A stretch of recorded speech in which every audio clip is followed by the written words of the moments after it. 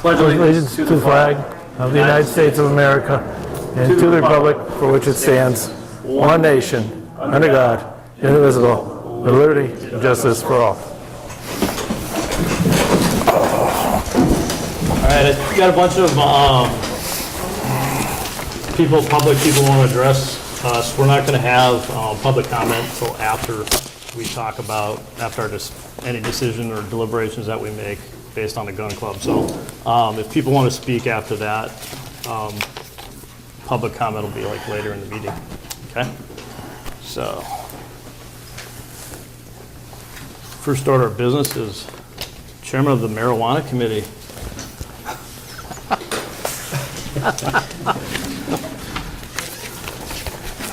It's an odd title, I'll tell you.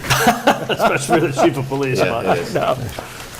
So I am the chair of the Marijuana Ad Hoc Committee that was set up by the town administrator and the Board of Selectmen.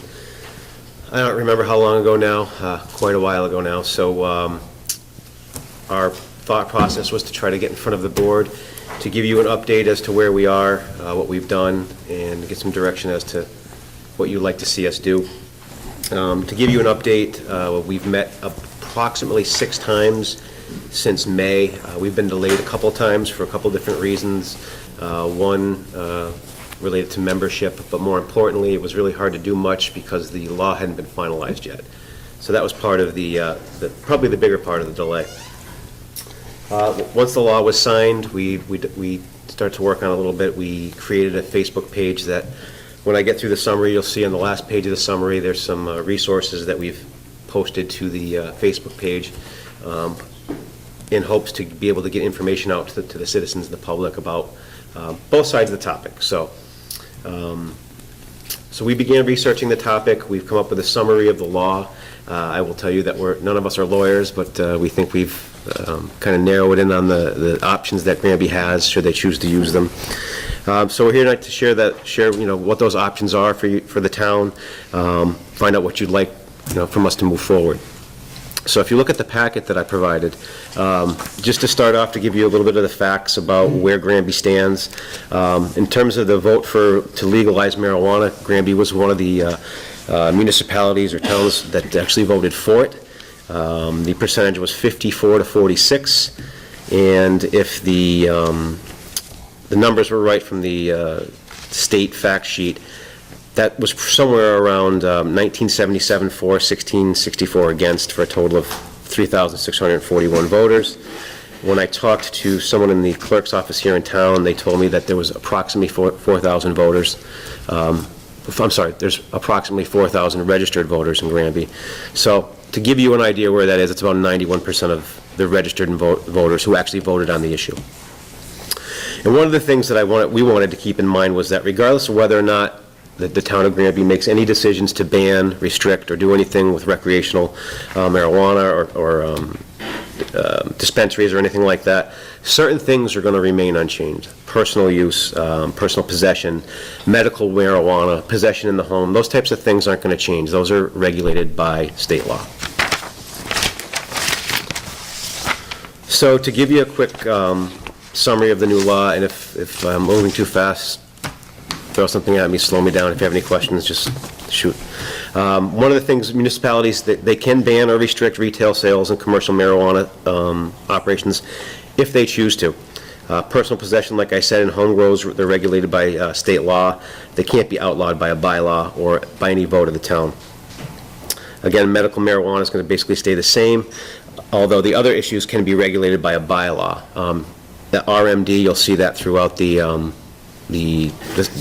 summary here, is a registered medical dispensary. So one of the things about the law that the town should be aware of is that you cannot completely outlaw them, but you can set reasonable like zoning restrictions as to where they can be and things like that. The new law provides for no smoking in public or recreational use. It also allows the municipalities to tax what is called a local option tax up to 3% of their gross sales. Hypothetically, the law allows retail shops to start opening somewhere in July of 18. To give you some other ideas, the use and possession is legal, 21 and older. I think I'm actually looking at a little bit of an edited version, but there's grades of it in terms of if you're older than 21, you can possess up to 1 ounce in public, more in your home. Anywhere between 1 ounce and 2 ounces in public is a civil violation. Anything over 2 ounces is a criminal violation. If we stop somebody and they have 1.5 ounces, we're supposed to take somehow the ½ ounce that's over the 1 ounce from them. So, well, that's a whole nother issue for us. So that's kind of where the law is. And like I said, the law does allow Granby, if they choose to restrict or outright ban the recreational facilities, sales and distribution, and things like that. So what does that mean for the town of Granby? It means we have some decisions to make relatively quickly. And before I get into like the decisions that we have to make, one of the things that I probably should make clear is because we're one of the municipalities that voted for the legalization of marijuana, if we want to make any restrictions on it, our path is a little bit different than the municipalities that voted against it, where they just have to have a bylaw voted by town meeting. We have to also have basically a vote of the voters, which is basically going to be either the annual election or a special election, so there have to be a ballot article or a warrant. Same process as an override, basically. Exactly. So it's really a two-pronged process for us, should the townspeople, I should say, decide to limit in any way, whether it be zoning restrictions or a ban. So we would have to pass a bylaw, whether it be a general bylaw and or a zoning bylaw, and we'd also have to have that ballot vote,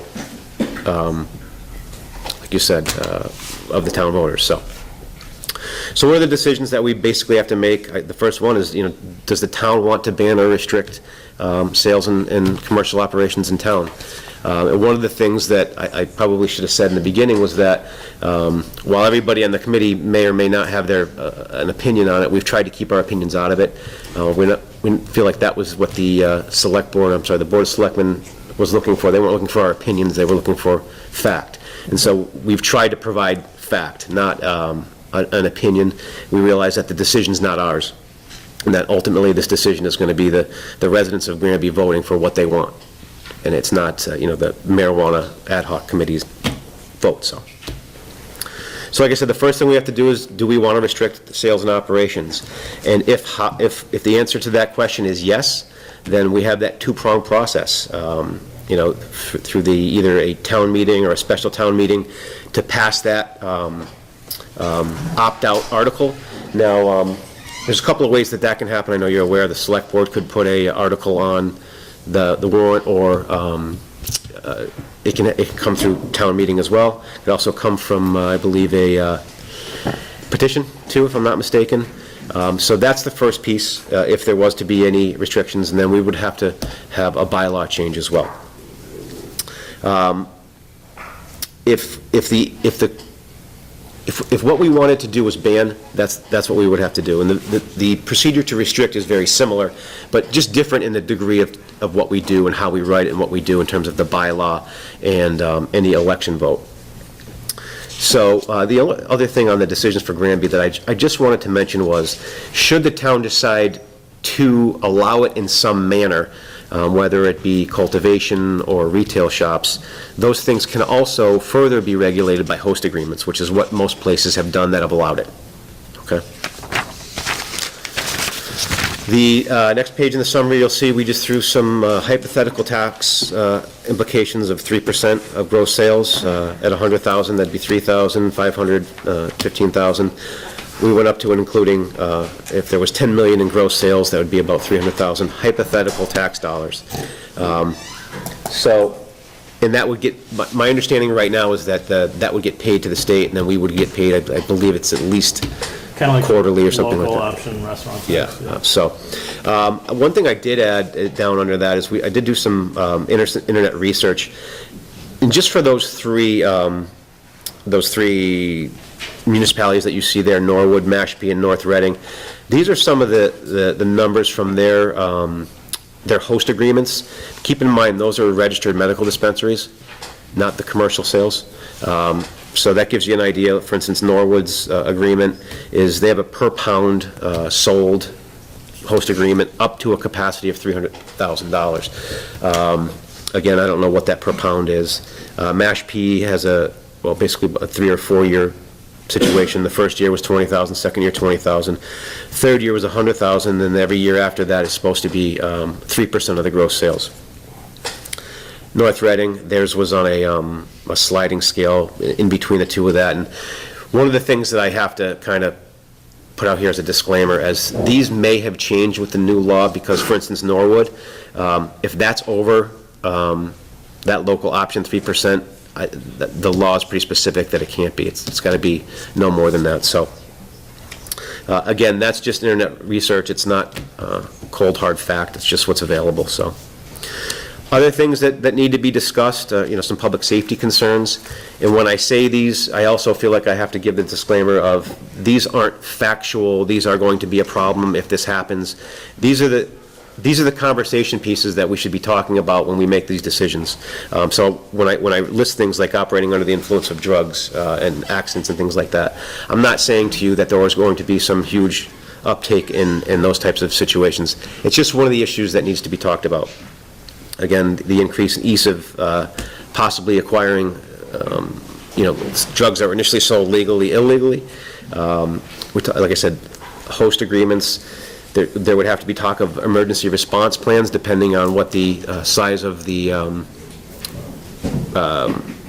dispensary or the size of whatever the manufacturing plant would be, whatever the town would decide to do. And then obviously the increased possible traffic from either retail shops or truck traffic to manufacturing plants and stuff like that.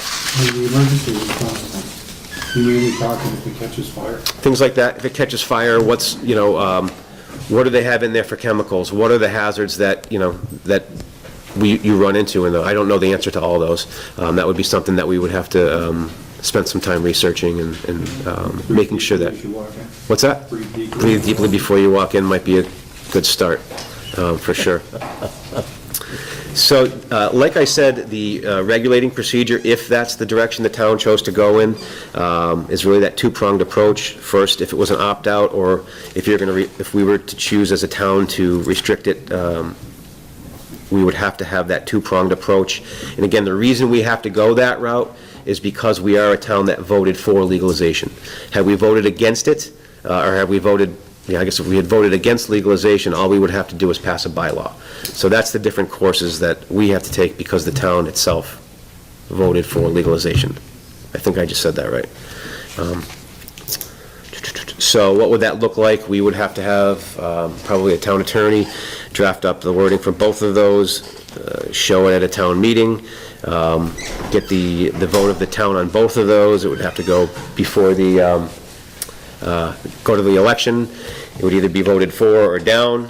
At that point, the Attorney General would also have to approve it, just to give you an idea how that would look.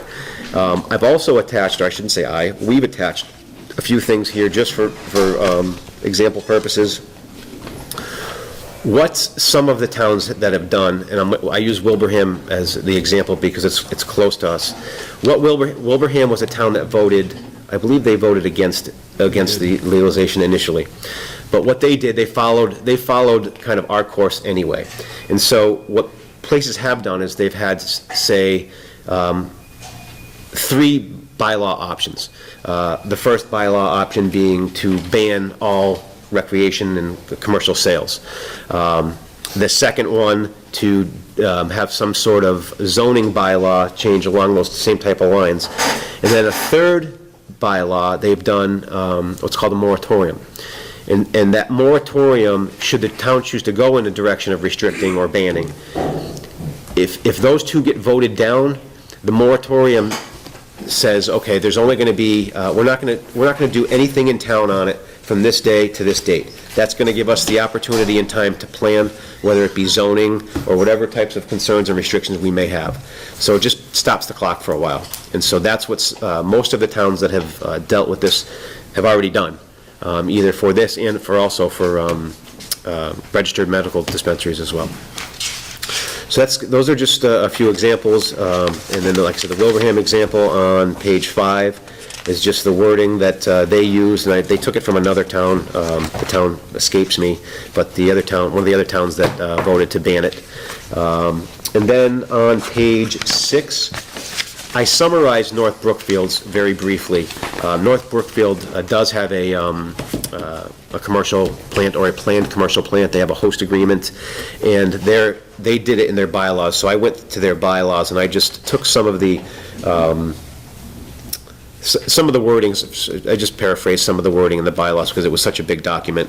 Certainly anybody that wanted to could to go through and check it out. And you'll notice that they deal a lot with inspections on the grounds by police and fire departments within 24 hours notice. They take a lot of security measures and things like that, a lot of inspection measures. That's also in the law as well. So those are just 2 examples of a town that didn't, the town that banned it and a town that restricted it. So those are really kind of our options right now, the questions for the town. And we really kind of need to know, what are the next steps? We would suggest some sort of, public information meetings. We've been trying to get information out to the public via that Facebook page. This will be available on that Facebook page after tonight. Our committee decided to share it with the Board of Selectmen first, so that's something else that will be provided. Any updates we get from on the law or any of the regulations that are coming out of the Cannabis Control Commission, whatever guidelines they come up with that may impact the decision for Granby or for Granby's residents will be posted to that. So where are we now? We're at the point where the Board of Selectmen has to give it some consideration and make some decisions as to where would you like to see us go next. Is there more that you would want us to direct, whether it be open meetings? Kind of where we are. First question. Proposed bylaw, zoning or general? Can be both, depending on the situation. If the town were to ban recreational or commercial places, then what has been done has been both. A general bylaw banning it, and also in the zoning bylaws banning it as well. Okay. So, Mr. Chair, should we probably think of having a joint meeting of the planning board and the board of selectmen to discuss this, to make a decision how to proceed forward? Much better than having a joint meeting with the marijuana committee. No pun intended. And we could probably hold a hearing, Chief, and you could do a public outreach there. Sure. Maybe we can get a hold of GCAN and see if they're willing to have you come in and do a special presentation regarding the marijuana bylaw committee and its activities. That way they can air at different times, things of that nature. Sure. And for those who don't have the advantage of having the handout, can you just give what the Facebook page is? I can, and I also have some other copies of this as well. It's www.facebook.com/Granby MJ Ad Hoc Committee. I think if you type in Granby Marijuana Committee into Facebook, it'll pop up for you and you'll be good. So, but there's a few things already posted on the Facebook page. Some of them include a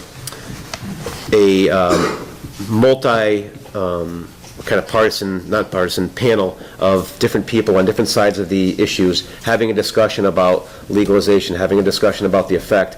And the good thing about them, and they're lengthy, I will tell you if you go to them, is you get viewpoints from both sides, both pro marijuana and those that are against it. So it's really kind of gives you a good idea of where the issue is. And there's a lot to it. This is a very brief summary, and it goes into a lot more depth than anything that I'm telling you today, because if I went into any depth, we would both fall asleep, and so would everybody else.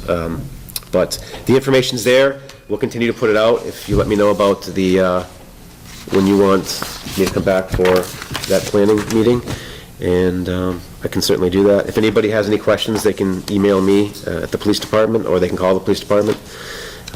Anybody has any input, we'll take that as well. All right, thanks, Chief. Thank you. Thank you. All right, we're a little late for a public hearing on is that a poll? Yeah, 2 poll here. We have poll hearings. If you haven't sat still for a poll hearing on You really haven't lived. All right, are you replacing Lisa today? I am, yeah. Come on up. I'm not reading it. I graduated from that. You have?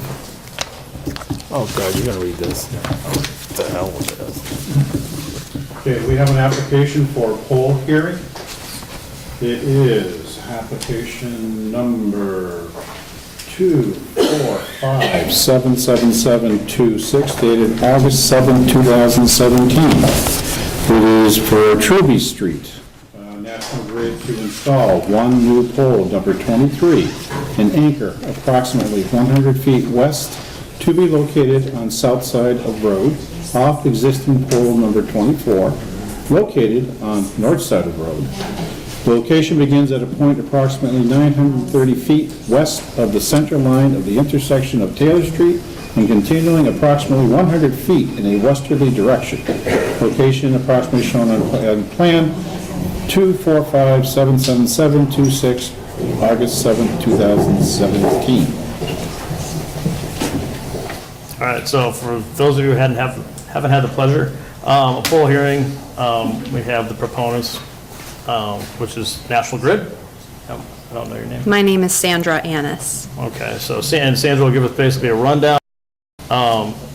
Then we'll hear from anybody opposed to it or has questions about this particular poll. And when that's done, we'll close that hearing, this little hearing, and we will deliberate very carefully about this poll and make a decision. All right, so basically a new house is being built next to existing house number 54, and the current pole line along Truby Street ends at pole 24. So in order to reach this new property, we need a new pole. And that's really the long and short of it. Is there anybody here who, particularly abutters, who have a question or a comment about this poll? Right, okay. We'll close the hearing and let's deliberate. How do you feel about this poll? I have no problem with poll. All right, so I want to give a motion on the poll. I make a motion to accept this poll?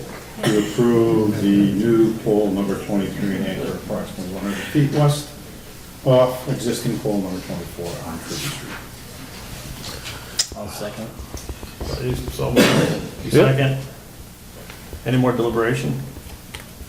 You want to talk about the wood or anything? Okay, all those in favor? Aye. Aye. All right, this is a much more interesting poll on here. We have 2 copies of this you have to sign. Oh, really?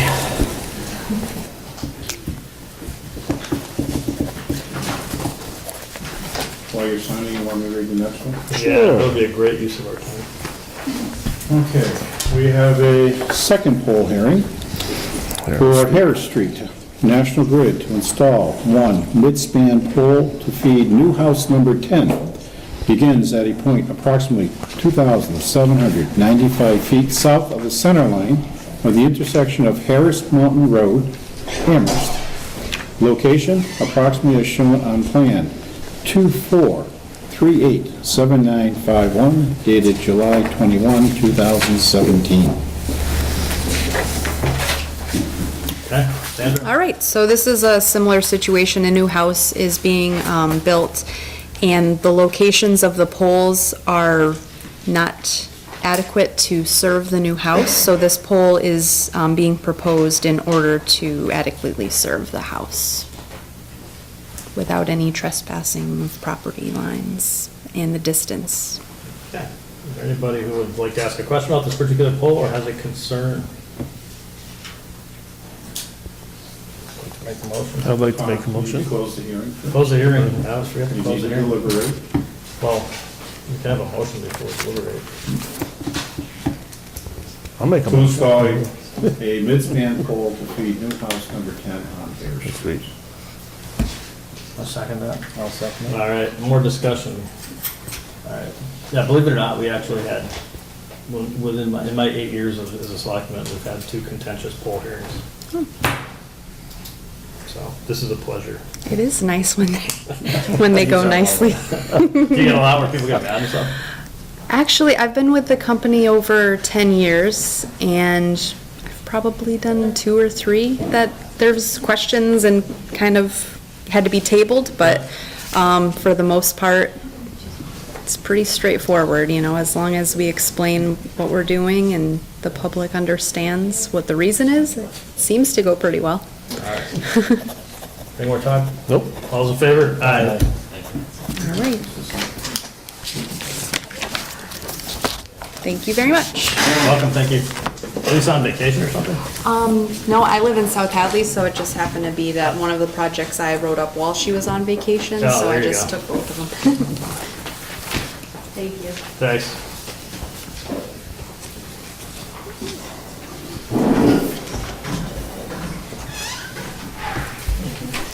Departmental reports. You want to move item number 6 to the top of the agenda? What time is it, 7 o'clock? All right. So we're going to move the Granby Bow and Gun Club issue to the top of the agenda, because I think that most of you are here for that. If not, you're welcome to stay to the end. But, okay, I'm going to read this kind of a prepared statement here, just so people understand what's going on. The first thing I need to say is, this isn't a hearing, it's a meeting, so we're not going to be taking questions or comments from out there. And I've basically been studying documents and bylaws all weekend. It was fun. And then I think I spent about 3 hours, like, typing stuff up, so. Okay, first of all, the board does not see the gun club issue as a Second Amendment issue. We see it as a zoning issue. I don't think any of us is opposed to guns. I've owned guns in my lifetime, I've hunted in my lifetime. Steve? Same here. Yep. So, second thing, laws and bylaws are part of democracy. Massachusetts laws and Granby bylaws protect the rights of both the Granby Bow and Gun Club and its neighbors. These laws also limit what actions local and state government can do. We can't just do everything because people would like us to. We're constrained by the law. We're going to be acting as zoning enforcement authority. We can only consider zoning enforcement issues tonight. We can't directly address the noise issue at this time, but we think we'll be coming back to that issue, or the Zoning Board of Appeals will be coming back to that issue at a later date. We have no authority to address the use of biomix on the gun club property. Absolutely none. Has nothing to do with zoning. Only board that would be remotely connected to that issue would be the Conservation Commission. Well, actually, I take it back. Board of Health, theoretically, and the Conservation Commission. I have to say, everybody who has been addressed on that issue on those clubs does not see, on those committees, does not see a problem with it. Doesn't mean people's concerns aren't legitimate, but that's where things stand right now. But anyway, we can't talk, we're really not going to address the biomix thing because it has nothing to do with zoning. And the noise is going to be probably dealt with at a later date, and it's kind of a tangential issue. Finally, we're not holding a hearing tonight. We'll not be hearing from anyone in the audience. We will be addressing 3 formal complaints that have been lodged and considering what action, if any, to take. Just for a little background, so Hadley's presently covering the building inspector duties of the building, of issuing building permits and conducting the inspections. They would not handle zoning enforcement for us. Given that we have pressing zoning complaints, we consulted with special counsel and last week appointed the Granby Board of Selectmen to operate as a zoning enforcement body for the town. So right now, we are doing the job of zoning enforcement that was previously done by a building inspector. So, okay. Although people aren't aware of it, our entire town is zoned for different types of development. Some areas are zoned for general business, others for industry. Most of the town is zoned residential. The Granby Bow and Gun Club exists in a residential area. However, it existed more than 20 years before Granby had any zoning bylaws. Because it predated zoning bylaws, the club has a right to exist within the limits of its original use. The gun club status is referred to as a non-conforming use because it does not conform to residential zoning. Because the gun club is non-conforming, changes in buildings or uses require a, quote, special permit. As Massachusetts law states, a special permit may be issued only for uses which are in harmony with the general purpose and the intent of the ordinance or bylaw. In this case, the bylaw is a zoning bylaw for a residential district. Acting as a zoning enforcement body tonight, we will consider the question of whether the gun club needed a permit for the 1,000-yard range. just a little bit of background.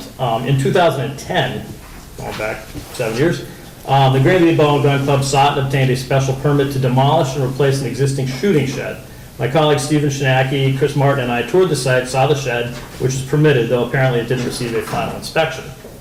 Their findings that went along with the special permit show the conditions that would affect a special permit for the club. So these are the findings from that previous special permit, okay? First, they note that the club's, here they say 254 acres, elsewhere we've seen 245 acres, other places we've seen 260 acres, but anyway, the club's heavily wooded terrain provides a screening or dense, quote, vegetative sound barrier for the protection of adjacent properties. So that was noted in that special permit in 2010. They also noted that one of the criteria to be considered in granting a special permit is whether a change in structure or use is a nuisance. So it's not just like if you add on to your house or add on to a building, but also if you change the use significantly, whether that causes a nuisance to the neighbor. The Planning Board and the Zoning Board of Appeals found that the new shooting shed did not create a nuisance. So this is their shooting shed that we saw. It's been there for a while. And as far as I know, we have never received complaints about that. However, they also noted the continued operation of the Bow and Gun Club must comply with the conditions of the 2010 special permit, including noise screening, hours of operation, and signage. Okay. As we all know, the Granby Bow and Gun Club created a new area for shooting large caliber rifles over a distance of 1,000 feet. The Select Board has received multiple complaints for relief from noise, although we cannot consider whether the gun club is currently violating any laws or bylaws related to noise. We will consider 3 formal complaints that were lodged, and we'll look at them in terms of zoning bylaws. So, first of all, our town administrator, Mr. Martin, will read those complaints, then we 3 will discuss, deliberate, and if there's a decision, we'll... All set. The first complaint was received by myself on August 16th from a Mr. Robin LeBoard of 88 Chicopee Street.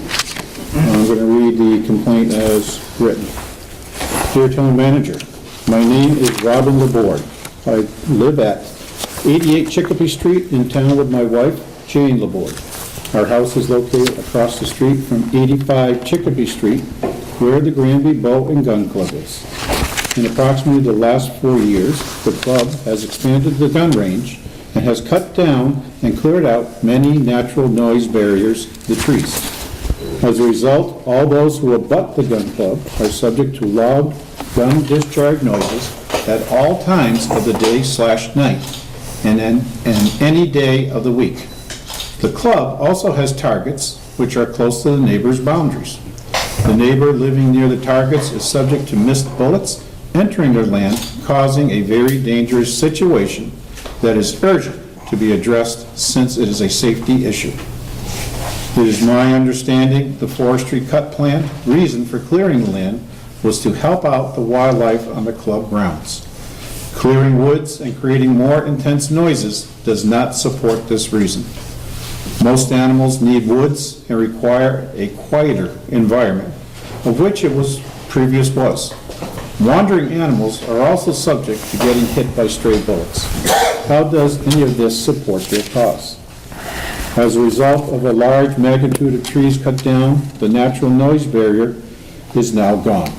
We have lived here at 88 Chicopee Street for over 30 years with no loud or excessive noises from the club grounds, with the exception of recent years. I also was raised at 92 Chicopee Street, which is also across from the club grounds. Once again, we had no loud, excessive noises from the club grounds. Only after the club cleared their trees, at any time during the night, we hear very clearly coyotes ambushing their prey. This screeching noise is deafening. It randomly happens after dark at any day, week, or time. This noise appears to be echoing from the club grounds and sounds like it is either in our front or our backyard. It will wake my wife up nights from a sound sleep. The times the coyotes are not hunting close by then they are individually howling to communicate to each other as well. This is now a human and animal safety concern. Our animals and we are experiencing issues with the loud noises, and it has affected our quality of life. Our animals are scared. Our adult son was recently thrown from our horse last month, right after they both heard 3 loud consecutive gunshot noises. My wife will not walk our dogs at night, as she has done for over 30 years. We also feel this is affecting our ability to sell our property at 92 Chicopee Street. Who wants to buy country land with constant loud gunshot noises? What are you going to do about it? Will the club or the town purchase our land for loss of sale? Other Granby residents and Belchertown residences are now concerned on these issues as well. Refer to the local Free Sentinel published Thursday, July 13, 2017. It is volume 102, number 16. Neighbors want relief from rifle range noise by Walter Hamilton. There is also the matter of groundwater contamination. The club is intending on bringing in bulk quantities of a Paper Mills soil holder product that the contents and is biohazard information has not been disclosed. Then there is the remaining lead pieces that stay at the target and the stray bullets that contaminate the land. Both we and our abutting neighbors receive groundwater from the club grounds. We want to have environmentally safe land and water. Who is going to ensure these issues are adequately addressed? We have, me and my neighbors, spoken to the Granby Police Chief, the Granby zoning person, and the Granby Environmental Board and the State Forester. We have been actively attending the Granby environmental meetings and understand nothing outside of their agenda can be addressed. All of which have indicated they are unable to do anything, or it is someone else's job. Whose job is it to ensure the Granby Bow and Gun Club does not violate our natural resources and ensure neighbors' safety is adequately addressed? We want reduced noise levels, non-contaminated environment, and to be able to enjoy our property without getting hit by a stray bullet. I am requesting you address all of these concerns prior to the Bow and Gun Club grounds doing any further property renovations in regards to these concerns. Signed, an unsafe neighbor, Mr. Robin Laborde. And he has a petition that is signed by additional residents of the town of Granby. You want to read the next one? Yes, please. The next complaint I have, I received on August 21st, 2017. It is from a Diane Olson. She is the first signatory on a petition, along with other concerned residents from the town of Granby. 2, the Town of Granby Building Inspector, CC, the Granby Zoning Board of Appeals, Board of Selectmen, Planning Board, Town Administrator, Town Council, Town Clerk. Dated August 20th, 2017, submitted by land abutters and surrounding impacted Granby residents, signatures as shown on Town of Granby Building Department complaint form. First paragraph, violation location address, Granby Bow and Gun Club, Inc., 85 Chicopee Street, Granby, Mass. 01033. Violation description, the Granby Bow and Gun Club, Inc. constructed 1,000-plus yard, long-range, high-powered rifle target shooting feature with fixed steel targets. Construction of this feature included significant deforestation and removal of earth topsoils. The construction without approved special permitting of this target range, including the deforestation, installation of steel structures, changes to land topography, earth removal, and replacement with synthetic landfill, and subsequent receipt of compensation from and target firing use by Granby Bow and Club, Inc. members are all in violation of special permitting requirements pursuant to Section 3, Schedule of Use Regulations, subsection 3.057, Private Membership Club, and Section 6.2, Special Permit of the Granby Zoning Bylaw. The construction of the 1,000-plus yard long range high-powered rifle target shooting feature with fixed steel targets was done on property owned by the Granby Bowling Gun Club, Inc., consisting of approximately 254 plus or minus acres of land identified on Assessor's Map 15 as parcels C-3, 4, 5, 6, 7, 8, 9, 10, 11, and 12, located on the east side of Chicopee Street in the residential single-family RS zoning district. The construction and use of the rifle range is outside the facility's grandfathered scope of use regulations in this residentially zoned area and was constructed with no approved permits, notices to land abutters, land studies, or public hearings as required by both Town of Granby zoning bylaws and Mass General laws. Pursuant to Granby zoning bylaw 6.8 penalty, this notice serves as legal complaint by right of the citizenship of Granby, Mass. The Granby bylaws in place governing zoning and the provisions of Chapter 40, Sections 21D of the Mass General laws to the building inspector for enforcement thereof with resulting actions of 1. Cease and desist of utilization of this constructed 1,000 plus yard long range high-powered rifle target shooting feature with fixed steel targets. 2. Penalties as documented per bylaw 6.8. And 3, remediation of all impacts to the environmental conditions including soils, wildlife, and groundwater. Attachments to this complaint, Town of Granby Building Department complaint form, Google map imaging showing documented evidence of construction violation. Then I have a third and final complaint received on August 21st, 2017 by myself. It is from Diane Olson also, and also signed by other residents of the Town of Granby. 2, the Town of Granby Building Inspector, Town of Granby Zoning and Boarding Appeals, Board of Selectmen, Planning Board, Town Administrator, Town Council, Town Clerk, dated August 20th, 2017.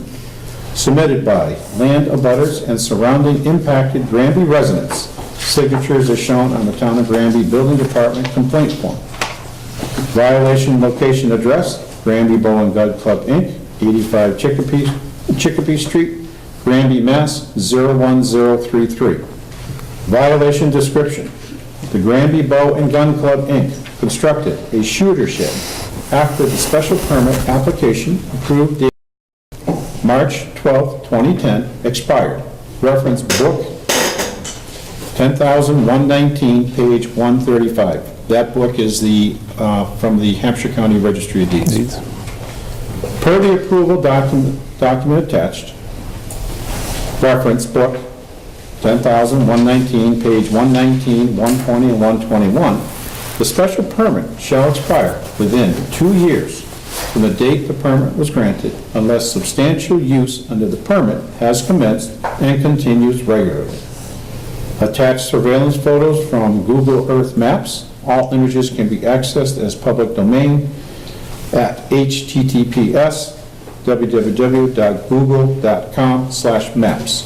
Show the construction of the building had not occurred by March 12, 2012, the date the permit expired. Photos shown dated March 29, 2012 and September 19, 2013 do not show the 90-foot by 10-foot structure until October 24, 2014, significantly past the special permit period of 2 years. Pursuant to Granby zoning bylaw 6.8 penalty, this notice serves as legal complaint by right of the citizenship of Granby, Mass. The Granby bylaws in place governing zoning and the provisions of Chapter 40, Sections 21D of the Mass General laws to the building inspector for enforcement thereof with resulting actions of 1. Penalties as documented per bylaw 6.8 for construction of a building after the permitting period approval expired by law. Attachments are the Town of Granby Building Department complaint form and 2 Google Map imaging showing documented evidence of construction violation. Those are the complaints received by me.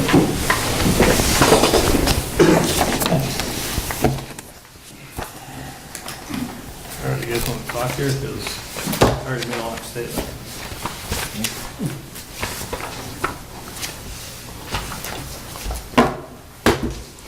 What part do you want to address first? I don't know, how are you looking at things here? Well, I think we take each one individually. We'll take the first complaint, look at it. All right? So the first complaint was from Mr. Robin Laborde.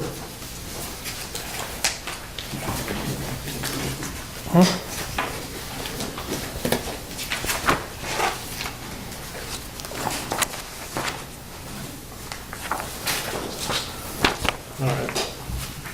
Well, we can't address the forestry cutting plan because not us.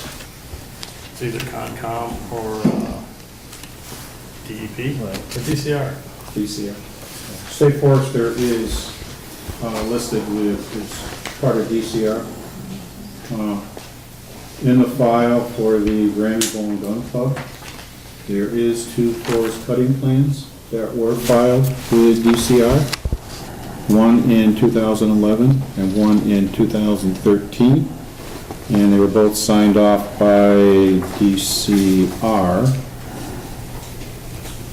The one in 2014 indicates that there was a site visit on August 30th, 13, and that our amendment, looks like amendment was approved by the State Forester on 6/15/15.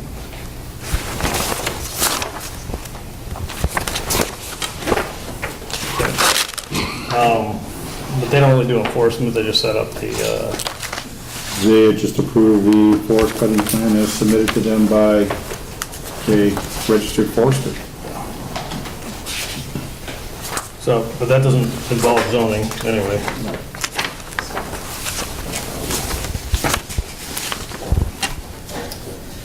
Bottlenecks. Can't believe it's not our area. Yeah, it's not. Well,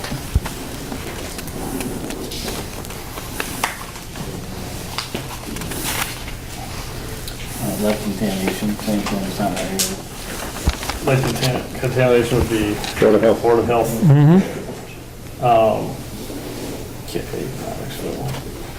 Safety of the target, I think the operative law there would be state law in terms of, don't you have to go like 500 feet or something like that from the dwelling? That's the only law that's out there right now. Yeah. See, one of the things is like I was saying before, we only can, like, basically try to enforce laws, we can't, just do what somebody thinks is right, it has to be actually in the bylaws, so we can't. I can understand people's frustration, because Board of Health is an elected board, so they're responsible to the voters, but we have no say over them. Conservation is appointed by us, so theoretically we could disappoint them, unappoint them, but we really don't have direct, we can't tell them what to do, let's put it that way.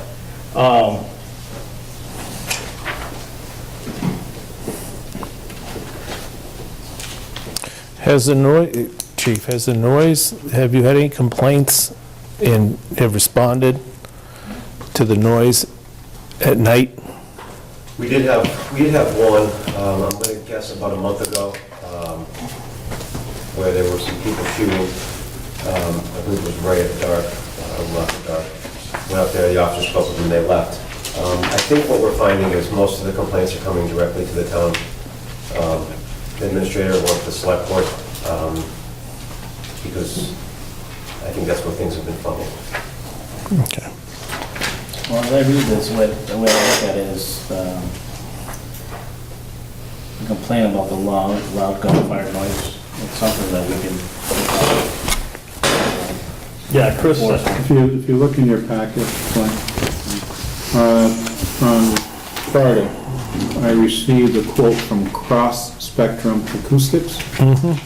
The board asked me to try and find a company that would meet the requirements as outlined in the noise bylaw and the zoning bylaws.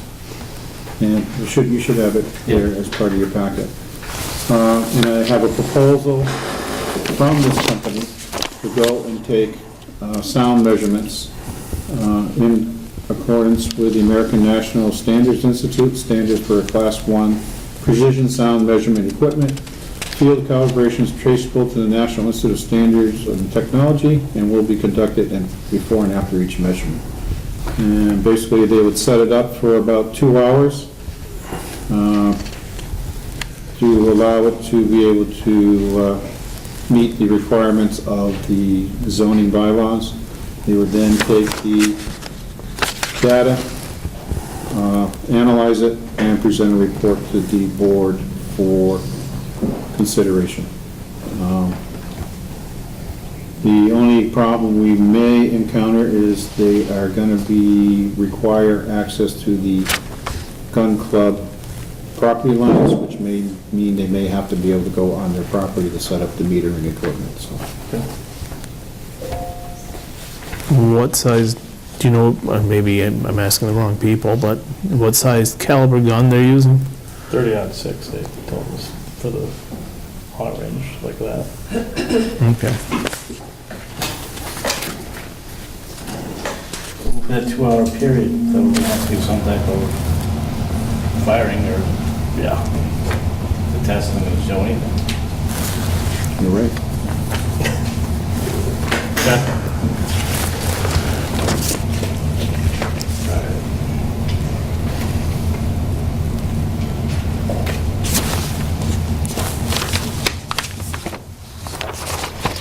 Want to go to the next one? Yeah. Which one are you got?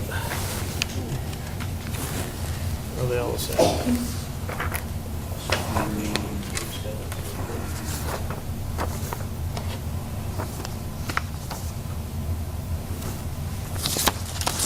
All right, we got these two. There's a skinny one and a fat one. Next one was the skinny one. All right. This one? All right, violation of special permitting requirements pursuant to Section 3 Schedule of Use of Regulation, subsection 30.57, private membership club, and 6.2, special permit by the Granby zoning. You guys had a chance to take a look at that?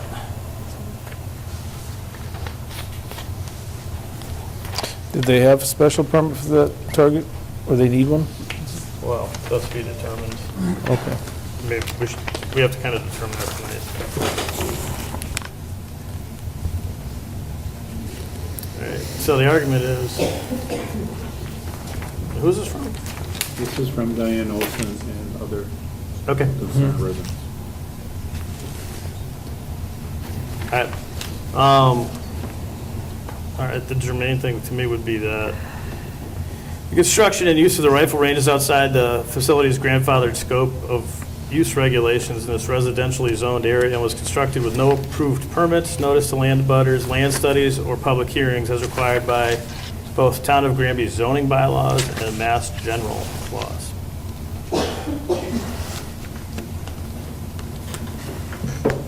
This is also, if you take a look at bylaws.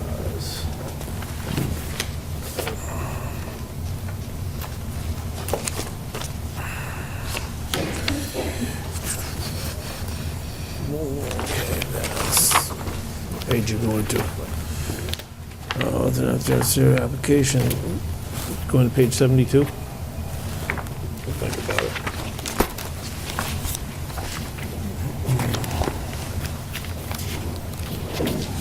That's earth removal within 10 days of the application. Hold on, that's wrong one. Okay.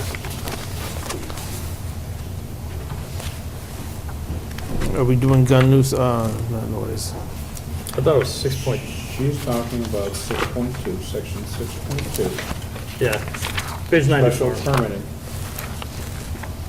And the process to go through. I thought 6.27 was the, I think what would be the most germane thing here. Where a special permit may be authorized by the special permit granting authority under this bylaw, said authority may grant upon written application such special permit if it finds, among other things, that the proposed use would be suitably located in the neighborhood in which it is proposed and or the total town. That the use would be reasonably compatible with the character and scale of other uses permitted as of right in the same district, that the use will not constitute a nuisance by reason of unacceptable level of air or water pollution, excessive noise, or visually flagrant structures or accessories. That adequate and appropriate facilities will be provided for the operation of proposed use.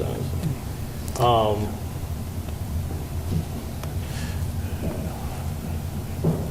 about number 10?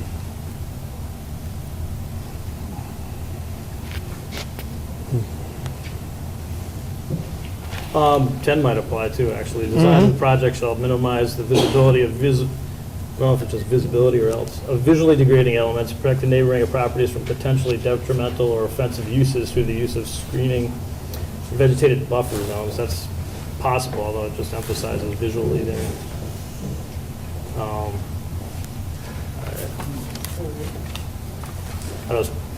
I think this is kind of like the crux of the matter, if you ask me, because this is the zoning issue.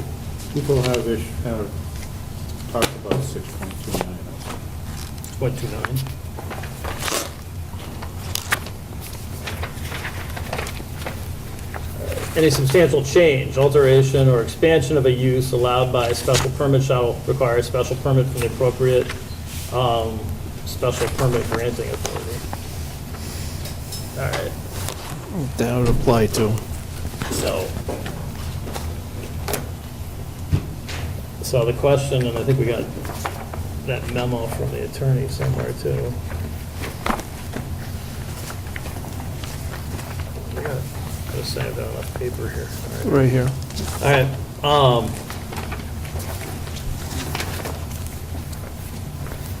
he basically narrowed it down to this nutshell. In enforcing zoning bylaw, the board, after a public meeting, has the following options based upon the facts as it finds them. 1, make a determination that the club is not in violation of the zoning bylaw because there is no change, alteration, expansion of the use of the property by the club. Or 2, make a determination that the club is in violation of the zoning bylaw because there was a change, alteration, expansion of the use of property that violated the provisions of section 3.34 or section 6.29. I believe that the board could indicate in its decision that theoretically either section is violated. Including this decision, the board could include a cease and desist order relative to the use of the 1,000-foot yard range that the board determined was constructed in violation of the zoning bylaw. Right. So, I would say that's the complaint we need to deal with.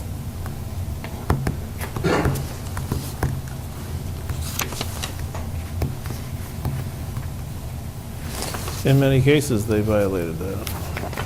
Well, what are the facts? Did they need a special permit? That's altering So in a major way. it's altering in a major way, so you're saying that there was a change, alteration, or expansion of the use?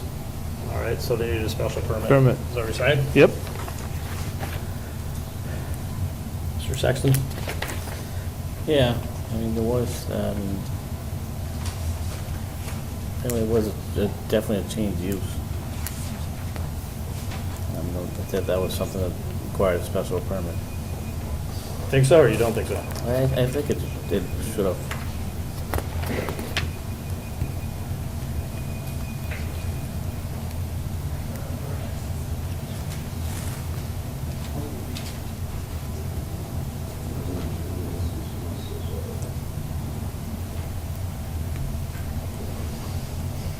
Yeah, that's how I feel.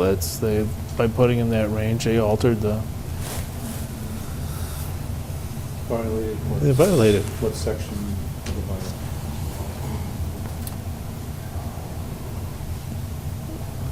I'd like to hear from you two a little bit more.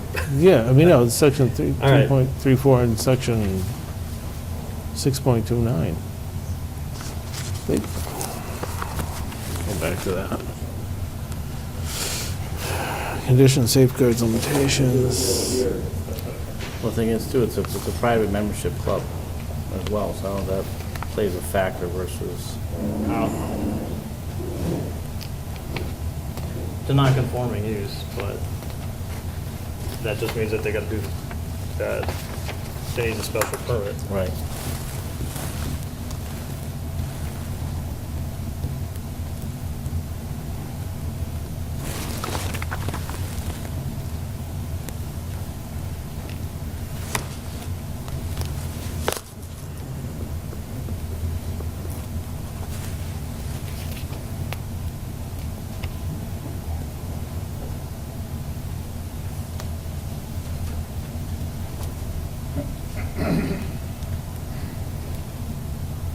If you guys are done, I'll entertain a motion. Go for it. Still reading. Said I'd entertain one, I didn't say I'd take one.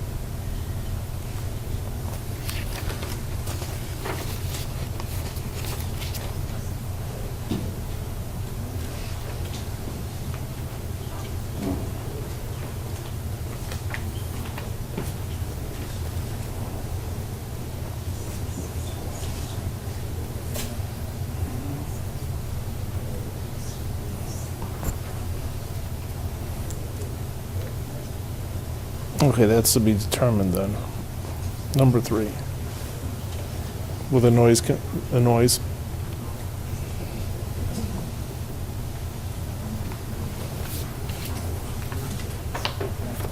That's a major factor.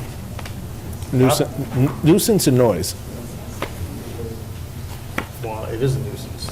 The noise would be the nuisance. Okay, that's what I'm saying. So we haven't determined that yet, because we haven't had the company come out. For that part. What other part? We're looking at 6.29. Right. Are there any substantial change, alteration, or expansion of a use allowed by the special permit? Is there a substantial change, alteration, or expansion? Yes, in my eyes there is. And there wasn't a special permit for it. Right, okay. Since it's a non-conforming structure, it needs a special permit. Permit. Okay. So, we find that they are not in compliance with special permit. They need a special permit, they didn't have a special permit, is that what you're saying? Right. All right. So what do you want to do about it?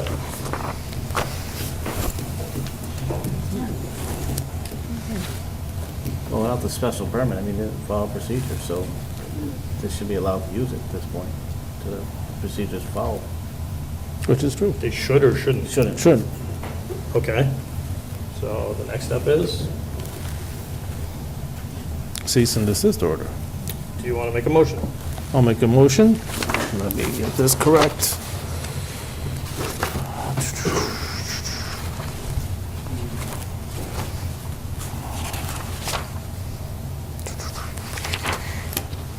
I'm going to make a motion. Chapter 629, changes, alterations, and expansions. I'm going to, due to the fact Granby Rod and Bow Club did not, Granby Rod and Bow Club, they didn't, from what we have determined, they have not obtained a special permit for the alteration of the property, and like the board, correct? Make a motion that we put a cease and desist order on that range. Effective immediately. Right now. You specify the range. That range, the whole, well, not the, you want the 1,000, 1,015-yard range, high-powered rifle range. Second? I'll second the motion. All right, more discussion? Can I ask a question? When do you plan on having this letter signed and addressed and mailed to the Granby Ball and Gun Club? Because it's not so, unless you... We got to mail a letter to the Granby Bow and Rod Gun Club, even though we have representatives here. They have to mail a letter, receive a letter and stuff like that before the decision can go into effect. So that's what we're talking about now. What date do you want it? When can you have it? Since you're ready. I can write it tomorrow and run it by council tomorrow. Okay. I can sign How it soon can tomorrow. everybody get in to sign the letter? I can sign it tomorrow. I can sign it tomorrow morning. It won't be ready tomorrow. I just say, I can't, I didn't say it's going to be ready. I said, I have the ability to sign it tomorrow morning. So figure tomorrow, they'll get it on Friday. So, when would you want it effective, upon receipt of the letter, or? Sure. Yes. Okay, you said certified? Both certified and regular. All right, so, ready? All in favor? Aye. Maybe you have the third complaint you need to address?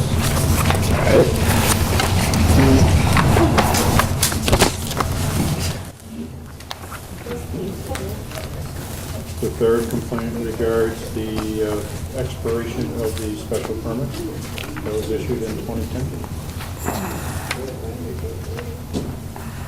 All right.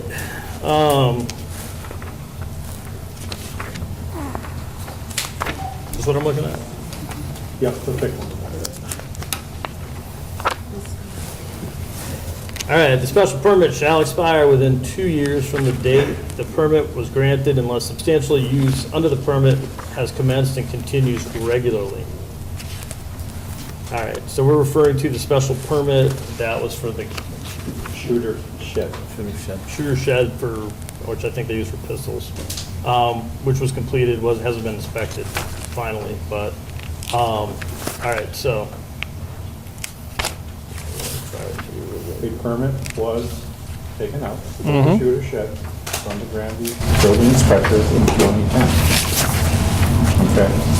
In researching the file, there has been no final inspection made of the facility, so the occupancy permit has not been issued regarding. Also, if you reference an email received from the former building inspector, who was our inspector from January 2014 through July of 2015, he indicates that he did visit the site and that all he saw there was a pad. So between 2014 and 2015, there was only a cement pad that had been constructed under this permit.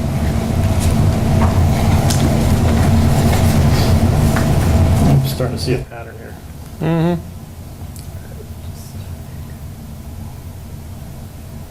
And I believe in her Mrs. Olson's second complaint, she also addresses the removal of earth from the site.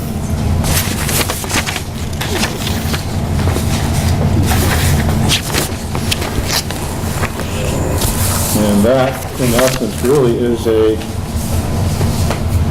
Board of Selectmen issue, because was there a violation of the earth removal bylaw that the Board of Selectmen could receive?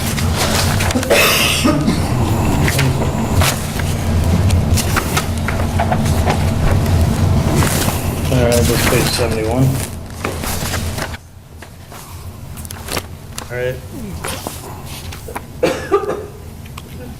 Procedure, the removal of earth material from any land in the town not in public use. Well, this isn't public use, is it?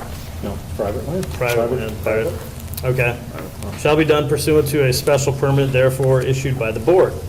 All applications for such use permits shall be submitted to the board and accompanied by exhibits and documents set out below, name, yada, yada. Accurate description of the land, names and addresses of all owners of property within 200 feet of the land, accurate description of the land where stuff is supposed to be removed, full statement as to the purposes of earth removal, registered engineer, land surveyor, plots, all adjacent streets and stuff like that. Within 10 days of receipt of the application for a special permit, the board will send along their stuff. Public hearing will be held by the board. Limitations. Special permit granted under the board shall impose reasonable conditions designed to safeguard the neighborhood and the town and shall include specific conditions pertaining to any of the following conditions. Okay, so method of removal, the type and location of temporary structures, The hours of operation, rules for transporting materials from town, area and depth of excavation, distance of excavation to street and lot lines, the steepness of slopes excavated, reestablishment of ground levels and grades, provision for temporary and permanent drainage, disposition of boulders and tree stumps, fencing and signs, replacement of loam with topsoil with 4 inches of pre-existing topsoil, condition whichever is greater over the area of removal, planting of the area to suitable cover, including trees, provision for the proper access and egress to and from the site, yada, yada. All right. Okay, so according to this email, any project that involves, is this 600 yards, is that correct? That's what he estimated, yes. That's it. Any project that involves moving 600 cubic yards or more requires a special permit. If you look under continue with your earth removal bylaw, Yep. the only exception for earth removal is anything less than 15 cubic yards of earth. Continue on to the next page. All right. They move around. So if it's 15 less, cubic yards, if it's more than. 15 cubic yards or less, then you don't need a permit. Correct. All right, so the 600 is kind of immaterial, unless he's saying that's how much was removed. He's saying his estimate is 600 cubic yards for removal. All right. Okay, so that's a problem.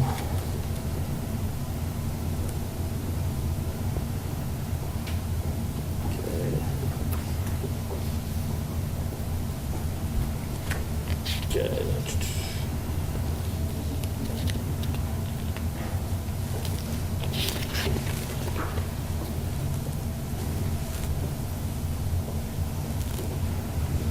20%. Of course, will play violation. Somebody refuses a position of normal.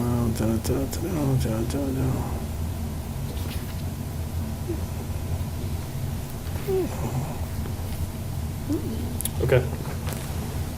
Well, I don't know how you deal with, what is the, All you can do is do a $50 fine. That's about it for all that. I don't know, yeah, I mean, it can't be corrected at this point. No, that's right.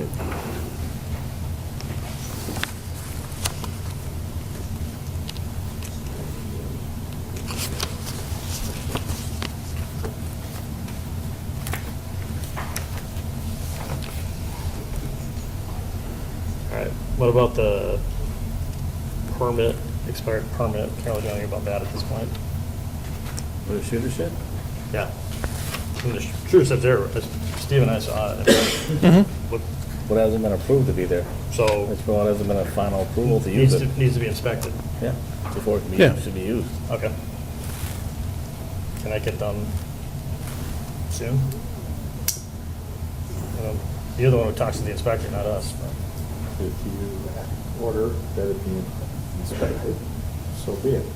But the question is, it wasn't constructed within the 2-year period that the permit was valid, because you had 2 years to do the construction and continued use. If they didn't meet the October, what she's claiming, The board may revoke. is that they did not meet that 2-year period in constructing the shed. All right. That's what Ms. Olson is contending. Well, it's already built. But when was it built? That is what her contention is, that it wasn't built by March 12th of 2012. Okay? So it wasn't built in the time frame that was allowed to build it. Correct. So I don't, So you need to determine, A, did the building permit expire or not? And B, what is the action that you're going to require as a result of said expiration or non-expiration? I say yes, it looks like the building permit had expired. Because when the building inspector was there, it was 4 years after the permit was taken out. In terms of action, I don't know what the options are. I mean,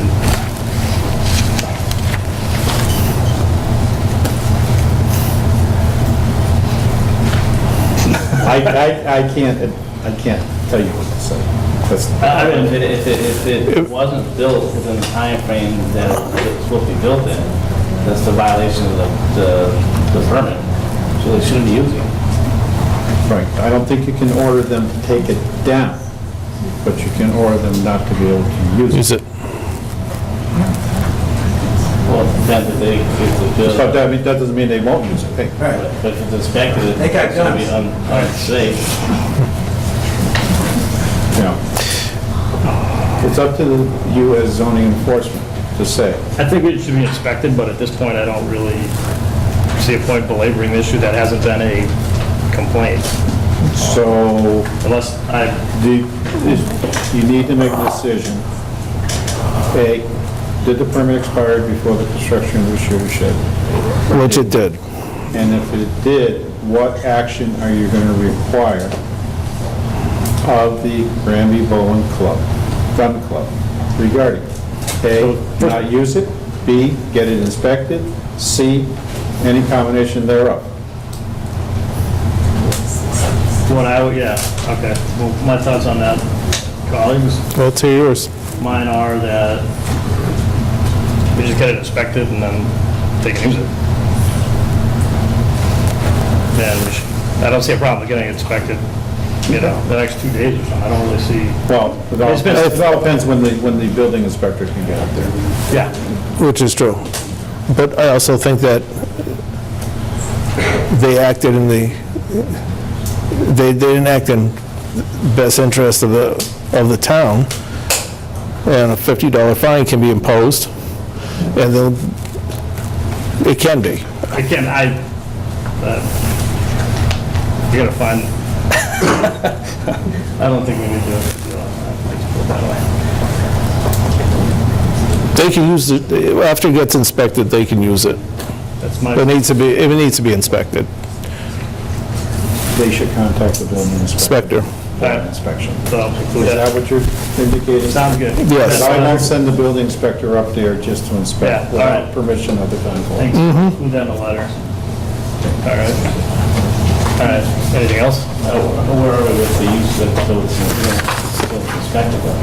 Oh, Shouldn't be it used. was that you, they thought you said that not to use it. That's what I did say, so that's clear, All right. that it's not to use it, so it's So, make a motion, so we have a vote. I make a motion that we have them stop using the shooter shed until it's inspected. Okay. And a certificate of occupancy issued. Yes. Yes. I'll second that motion. All right, any more discussion? All's in favor? Aye. That's it. All right. All right. Do you want to do citizen participation now, or do you want to move on to the next agenda? Get citizen agenda out of the way. Participation. I guess if people want to do citizen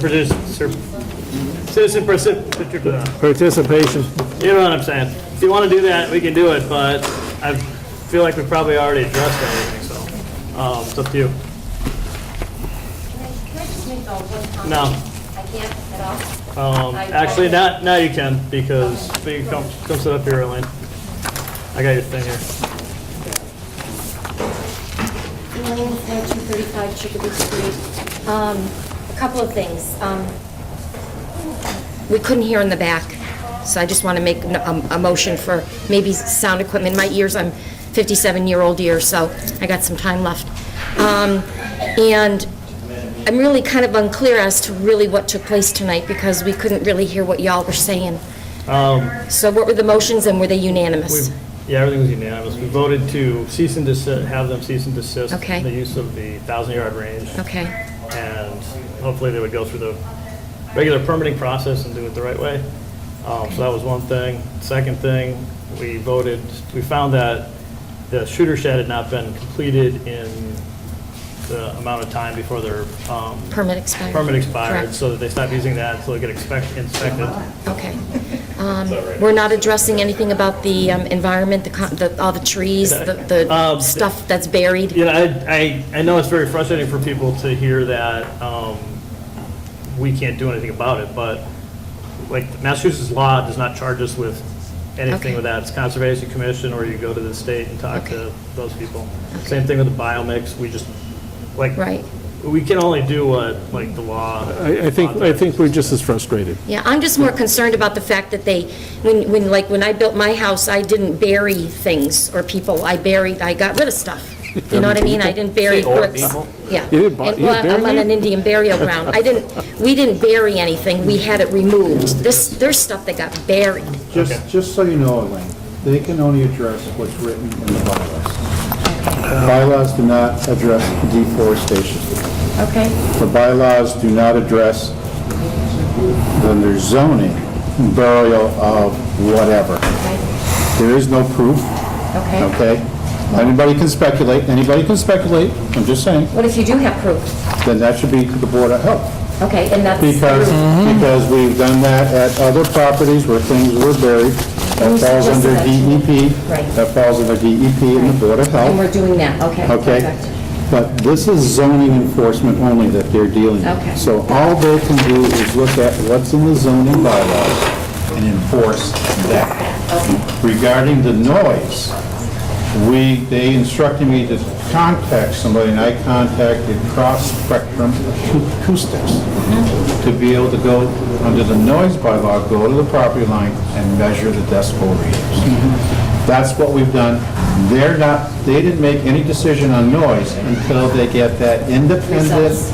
measurement and analysis of the noise. And I presume they have a time of day, because they'll know a good time to do this. What if it's a day that there's nothing going on? You know, I mean, it doesn't make any sense. And that's the, Then they wouldn't have but the any problem is they need, Right. but the problem is they need permission to go on the Granby Bull and Gun Club Right, so they property. could tell their people not to shoot and do your work. I'm not gonna make I that know. assumption, I'm not gonna make that proposition, Okay, but they do need permission to get out there Okay. and put down the measure.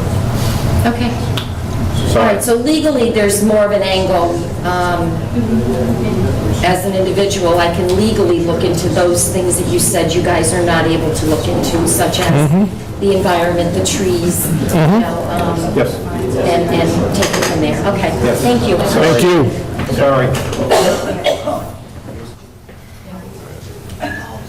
Go ahead, Rob.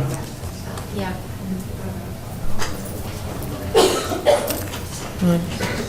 Wasn't it in Diane's paperwork there that,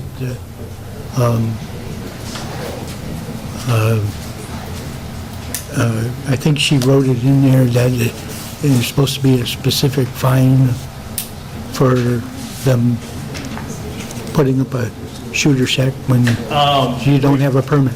We didn't, I mean, wasn't it right in her paperwork that? yeah, She referenced the penalty section of the bylaw. And the zoning enforcement official, the board acting as zoning enforcement, chose not to issue any penalties at this point in time. Okay, so That is their right not to issue a fine if they so desire. is it okay if I go home and do some work on my house without a permit? let's not go there, okay? We made our decision, you guys Okay. can ask All right. later if you want to, but that's it. Okay, but, it's just a little concerning that, you're setting a precedence here that, I mean, 2 years is a long time, Yeah, I realize that. okay? It's a big picture and it's still a long road, so Okay, I'll leave it at that. thank you.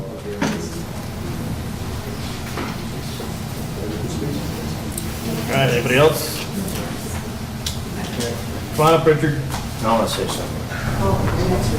Then you gotta fill one of these things out. Sorry. No, you do. Fill one out after. Okay. Well, thank you for hearing me, but I just, my more concern is I went up to the range. I don't know if you've ever been there. Yep, well, we have like a tour. Okay, so the high-powered rifles that are being shot are shot over people that are firing pistols down below. Did you know that? Did you Well, I know where see, the did you see the shooter's range? shed is, I know. Well, it goes like this, the landscaping, and it comes up, and the high ground is where they're shooting the high-powered rifles, okay? And they're shooting over the heads of the people that are shooting pistols. Is there any, laws that are showing that, there's no regulation, there's no license checking, so the automatic weapons that are well, being no, I shot mean- off there, AK-47s? No. High-powered rifles are okay? No, They're being no. shot there. All right, hang on. I know the sound of an AK-47. All right, I'm sure you do. All right, anyway, they gave us a copy of their bylaws and all that kind of stuff, and like all the stuff they do, you can't shoot from the high-powered range. I believe them when they said that you can't shoot from the high-powered range. They've got a certain amount of orientation and training. You have to have a certain number of hours of shooting in general. Okay. They also said, I think, but, I mean, this was a few weeks ago at this point, but that they didn't have people shooting pistols at the same time they're shooting high-powered rifles. Oh, is it, so they alternated, is that what they do? Because I don't If know. you go out and look at their, I believe on their website or on their Facebook page, they put the hours of shooting for the long range and the other shooting Okay, I didn't know ranges, that, all right. and they do not coincide. Oh, okay, okay. I mean, Service safety. I'm not an expert, but Yeah. like, when it came to like the safety stuff of the shooting and stuff, I didn't really, honestly, I didn't see a problem Yeah, myself. because sometimes an automatic weapon will drop, that's what I'm saying, Yeah. if somebody's gonna get it. Okay, thanks. Well, Okay. then we have Westfield. All right, Richard. Lenny, can you follow these pieces of paper though we need for, can you follow these or at the table? Yes, I did. Yeah, just so we know, we have a record. Okay, one of my complaints is what's gonna happen with the slab that's on the top that they put in 2 months ago? That 10-foot by 90-foot slab on top for the long range, which is identical to the one down below, so they were planning on doing another building. Now, they cut a road in on the Chicopee Street side of the mountain.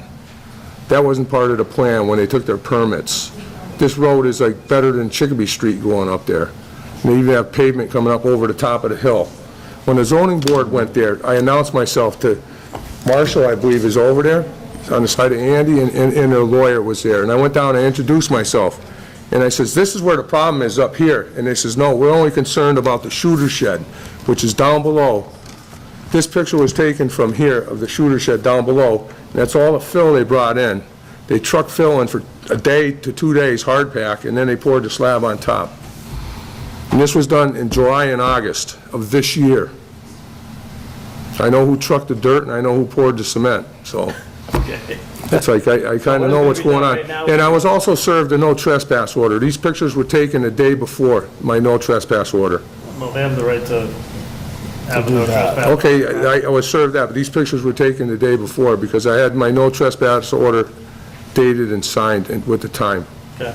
Yeah, I mean, just for the. So I'm not in compliance with going over there before this, because every time I went there, I always announced myself and introduced myself. Yeah, I mean, yeah, as long as, And I respect the fact that I have a no trespass order now. I won't be going over there, but well, the impression when we made our visit was that there were people who were going over onto the property without permission, without notice, and in some cases causing problems with personnel on the property, and that's not I correct. always announced myself to whoever was there. Well, so it may I not, stated my name to them, too. I can't explain their decisions, but I know when we met with them. And a lot of them weren't even aware of what's going on. A lot of the club members aren't even aware of what's going on over there. That's all I can say. I can't do anything about that either, so. Anyways, that's all I have to say. I'm just curious what's going to happen with this slab and all this other stuff that was never even supposed to be Well, put right now, in there. there's a cease and desist order, and we would like them to go through the. I mean, they permit stripped the whole process. side. I could see the bulldozer from my house when they were pushing the trees over. It's like, and it was one of the biggest bulldozers around. All right. So, okay. Okay, mark it.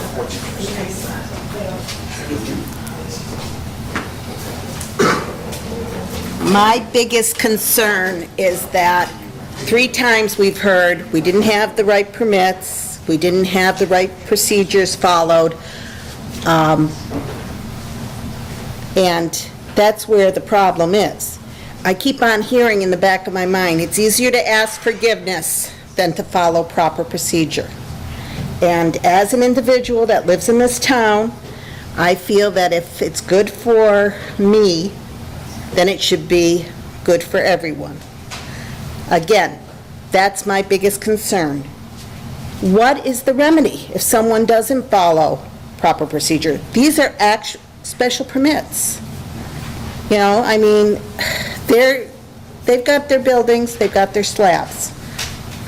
If I were to do that, I would be probably told that I have to dig it up.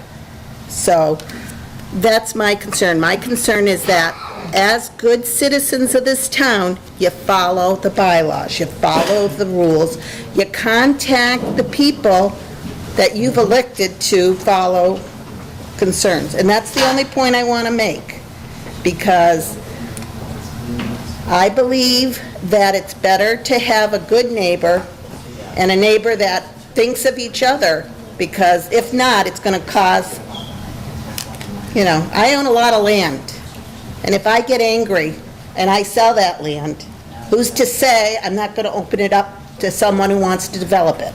I hate to have that happen, but that's what happens when you get a town that gets tired of people walking all over others. So that's my comment. I had to say it. Thank you very much. Okay. All right. I don't have anybody else. I have one person signed up, but Daryl? Daryl still here? Daryl there at all? I think he had enough. All right. So, okay, that's it, sir. Thank you. What? Those out. No, sir. All right, we're going to take a very short recess. Let people clear out if they want to. Call the meeting back to order here.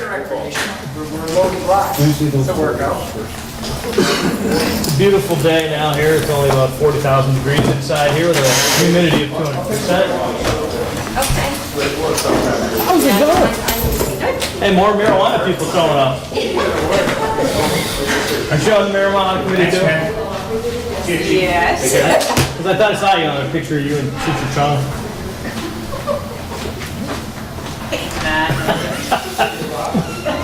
Glad to see you're back. You have a good time? I did. Good. It was very adventurous. Where'd you go? Algeria. I saw pictures. Future family. Oh, okay. That's why. All right. So what are we up to here?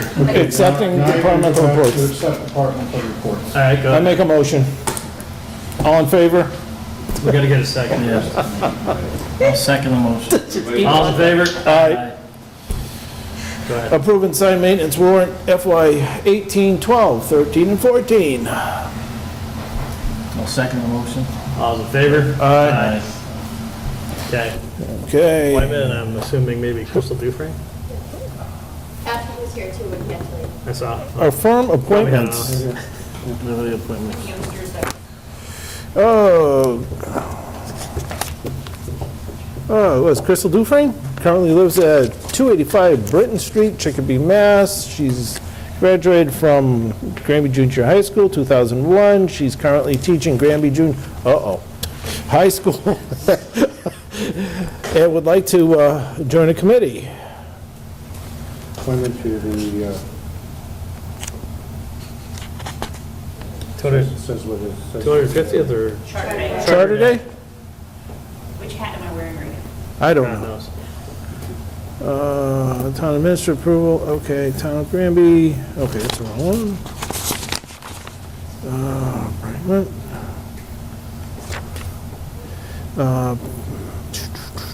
Patrick Gallagher, He was here, but he had to go put his youngsters to bed. okay, lives at 16 Kendall Street, Granby, Mass, and his wife graduated from Granby Junior Senior High School, and he also would like to join the committee.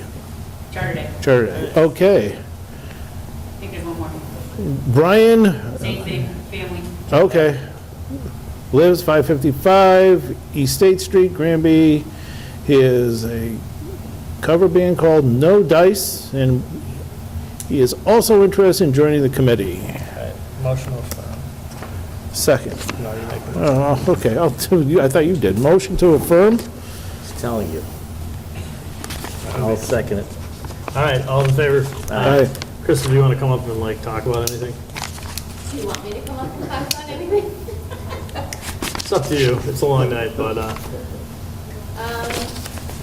guess I can say 2 words.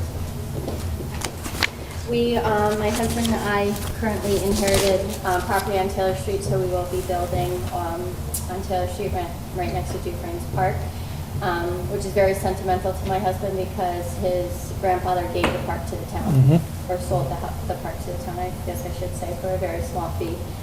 So we're happy to get back to the area, but I remember Charter Day as being something really good when I was growing up. There was lots of fair rides, there was lots of food there, it was the place to go. Kids are kind of veering away from Charter Day. They think it's a lame fair, and we want to get them back. We want to get families back, we want to get kids back. I know there's a lot of challenges that we face with different committees and stuff, but we're hoping to bring more life to Charter Day. good. Is what we want to do. Oh, We also want to bring back the beer tents. That is something that we want to bring back because they're not going to listen to bands without beer. So that is we didn't kill that, did we? It's all legislation and all. Yeah. It's that pesky police department. Stare at you. So, now, who's your husband's dad? Reg? Reginald, Yeah, okay. Reginald Dufresne. It's Regina's, Brother, twin brother. yeah, Yeah. okay. I remember Mr. Dufresne from going to Dufresne's, and Yeah. we used to spin around on the seats, and Regina would always give us like a pretzel, like a pretzel stick. My sister moved in, she like gave her all these As pretzel you were sticks. spinning? In those days, I could spin without like getting dizzy, but now I can't even go on a playground swing without getting sick. So, all right, well, we're glad that you are getting involved, glad you're moving to town. That's excellent, yeah. She does a good job at Granby High School. Well, I also wanted to give you guys a heads up. We just finalized the date on the bonfire that we do every year for November 18th. So the chief is going to be putting in for the ceremonial bonfire for November 18th, Chief Mitchell. Great. So, yeah. And we're also That's for the partnering. 250th. Yeah, we're partnering My with other the half. 250th Okay. anniversary committee as well for that bonfire with a live band behind the high school. Excellent. That's the plan. Is there gonna be beer? We cannot have beer on school grounds. And actually, the superintendent was Hey, why not ask? The superintendent was very worried about that because we originally wanted to partner with Kix 100.9 and they would require beer at their events. Yes. Just going back to what you said now, who's going to listen to the music? I know, but we are very successful when we do just the bonfire and the movie night. It's usually around $1,000 fundraiser, which is good. You try to do $1,000 for each fundraiser you do in order for them to pay for graduation and not have to pay out of pocket. So we usually do good with the movie. So I hope we do better with the live band. That's what we're hoping for. There's a phrase that says push me, pushy gab. In French means push evenly. Don't push too far. Yeah. Okay. We're doing one event at a time. Okay. He's pulling, he knows, he knows. All right, thanks, Chris. All right, thank you. Thanks for waiting for that. Yeah, thank you. I was only at that 4:30. I was up at 5:15, So so. we affirmed Let appointments. me know if they need lights for that. Taser. You have another appointment. Oh, I have Kathleen Bronner of 46 Morgan Street as an alternate member to the Zoning Board of Appeals.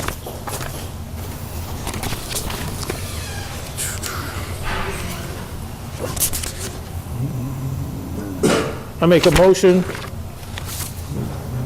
that we elect Kathleen Bump to confirm, Kathleen Bronner. I know, 46 Morgan Street, Granby. You probably went to high school there. I think I did too, in a sense. Well, she used to be Kathy Mine. I'd have to check. Feel like The there was the zoning person board. next to him in the yearbook pictures. Of Appeals? Homeroom. Yes, appoint to the Zoning Board of Appeals. I'll second the motion to appoint. All those in favor say aye. Aye. Would you like to talk about the taser policy? You here for Taser? No. You're not Find gonna, out what you guys are going to say about the Board of Health with the Well, we other can't, thing that you already did. we want to make fun of you guys, but No, just in case I'm too covered. sure. I'd rather have a copy of the policy than to be actually tased. You should try, you should be and see. It's interesting. It feels interesting. So as I think the board knows, in this year's budget, we had put in some funding for tasers. That's just a common name of electrical weapons that law enforcement has used for some considerable time now as a less than lethal option to firearms. Most of the departments in our area now have gotten them.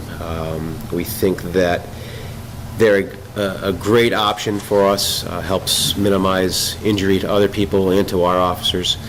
And that's the goal, is to just, render unsafe situations safe. So to give you an idea where we are, one of the things that has to happen is we have to have our policy signed off on by the Secretary of Public Safety and Security. This policy, I should say, is basically their boilerplate foundation of what they expect to see in a taser policy. There's also regulations that we have to report to them certain times during the year, when they're used, how they're used, if they're used. So there's some regulations that go on with that. So the last page of that packet that I just handed you is the actual letter from the Secretary of Public Safety and Security approving our policy as acceptable. The board would have to either approve it or not take action for, I think it's 30 days, but And then it goes into effect would much rather you approve it. Yeah, me too. Activation part, this is really more for my edification than any concern I have. There's a box and it says if the subject is actively resistant, assaultive, aggravated assaultive. Can you just explain the differences between laser activation, spark deploy, and Sure. So laser activation would just be unholstering the taser that's just a common name. I'm just going to say taser. Yeah. And as a warning, showing the laser on it to somebody. It'll display a laser like a red dot. A spark display would be basically without deploying it at somebody, showing the arc of the spark. A dry stun would be like a lesser step, bear with me, than the actual probes deploying. The difference between the probes deploying and the dry stun is that when the probes deploy and there's a shock delivered, that completely incapacitates the muscular system. That's how that works. When it's dry stun, that's pain compliance. It hurts, but it doesn't take over your muscle system. All right. So when the probe deployment, it's like it shoots out on a spring. It shoots out. It can go up to about 25 feet or so, I believe, is and then the shot can be delivered. All right. So it's there's basically gradual steps you take. And actively resist, you probably give warnings or something for? Yes, absolutely. Anytime it's, absolutely, unless it's absolutely not possible, then you would always give a warning. How often do you think we would have used these in the past? It's hard to say. When you say in the past, if I were to say in the last year, it's tough to say because our people go hands-on with people on a daily basis. I shouldn't say daily basis, that's an exaggeration. On a regular basis. Yeah. And there are situations that have occurred, certainly within the last couple of years, where our officers had to fight with people. That happens, monthly, I would say. Okay. Now, again, where it becomes difficult, can I say that every one of those situations, the taser would have been deployed? No, I couldn't say that. So I could foresee it being used, and the goal is not to use it at all. Exactly. But if we can have it there as a means to stop somebody who's going to hurt themselves or us or others, it's a great option to have, a less than lethal option to have. Another tool in the toolbox. Absolutely, absolutely. I will entertain a motion from Yes. when he's ready. Okay.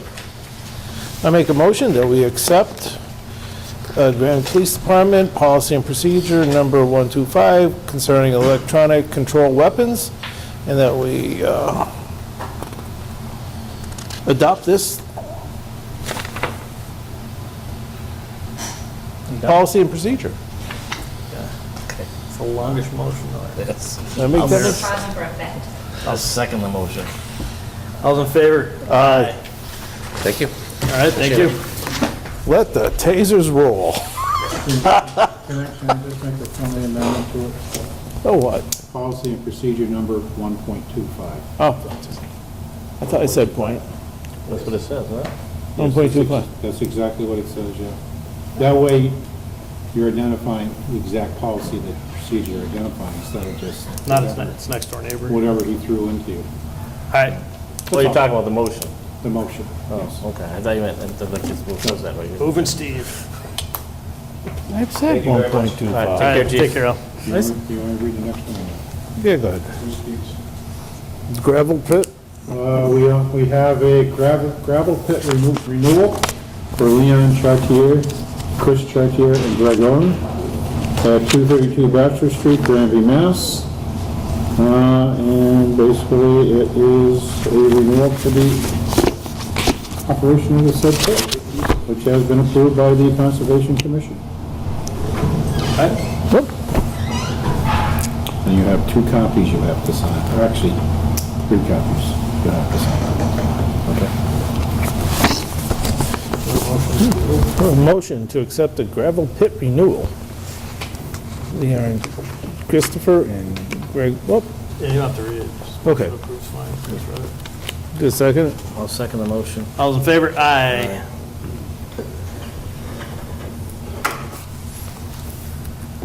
Oh, this is gross in here, dude. I can't wait to get out of here. It's like muggy. Get the Even young Tim is a little bit, he's glowing. central air conditioning.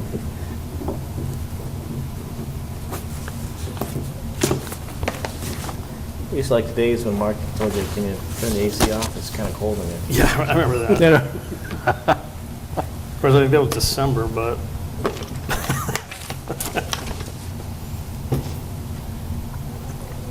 All right, there, Senor. Are you ready for the homestead? We're ready for your stuff. I have 2 Dufresne rentals. First one is GAA Soccer for the soccer fields located near the play structure. They'll be using the Taylor Street entrance between August 28th and November 18th of 2017. Number of people, 100. Place assigned, none. Liquor, none. And the second one is an adoption party to be held on October 21st. Arriving 8 a.m., departing 6 p.m. No liquor, no police. And under correspondence, there's 2 pieces of correspondence. We did receive a copy of a letter from Robert Temis addressed to the members of the Granby Historic District Commission indicating that he will be resigning effective September 8th of 2017.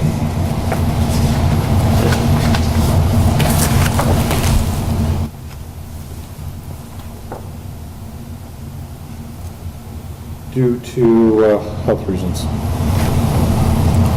right, so we can send him a letter. We'll send him a letter thanking him for his service. And the second item I have is a citation was issued to a resident regarding restraint of his dog or dogs. There was a $25 fine assessed to it. Under the canine control bylaw, a person can ask for a hearing from the Board of Selectmen to contest the issuance of a citation. Does the board wish me to schedule a hearing for the next meeting on the 19th? Do we have any more details about this? Like, why is it a,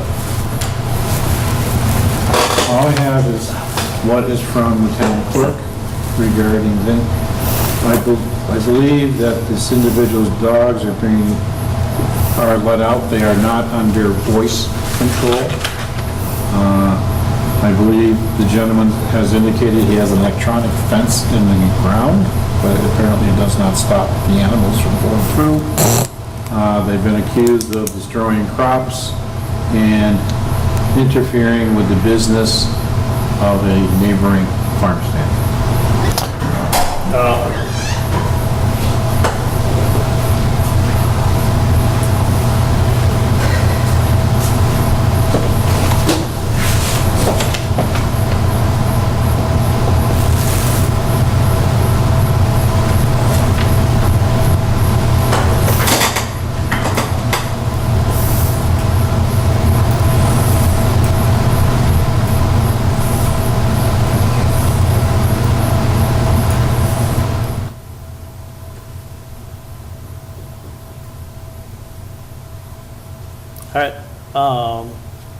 would support a hearing.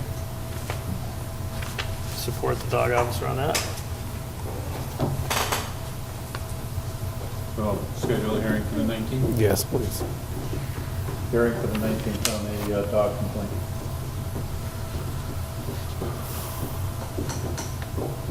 What time do you want the hearing held at? As soon as possible? Why don't- 6:45? It's fine with me unless something bigger comes up. Well, we have to publish, Oh, because the hearing. it's a hearing, so we have to, Why don't we shoot for like 6:35, then I can tell, get the whole thing out of the way in case something bigger comes up. I'll do 6:40 in case we have an appointment that each chief wants. The dog officer's not asking for the hearing. No, the person, under the bylaw, the owner has the right, the dog officer can issue a citation, the owner has the right to appeal to the selectmen within 10 days of the citation's issue, which is, he did do so. Okay. Okay, so basically, he's contesting the $25 fine, and he wants to have his day in court in front of the Board of Selectmen. Okay.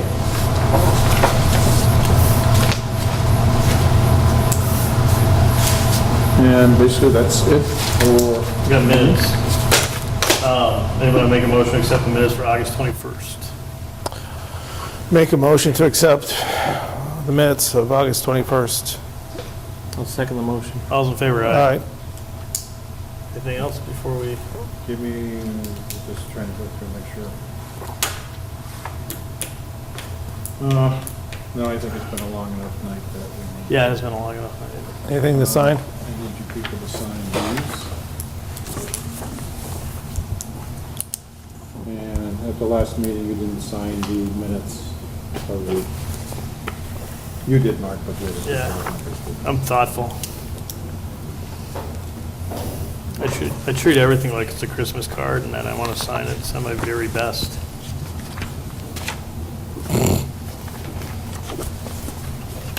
Okay. You're just so efficient. You know, you're that type of teacher. Anything, unless the board has other things to be brought up, motion to adjourn. Make a motion to adjourn. I'll second the motion. All's in favor, aye.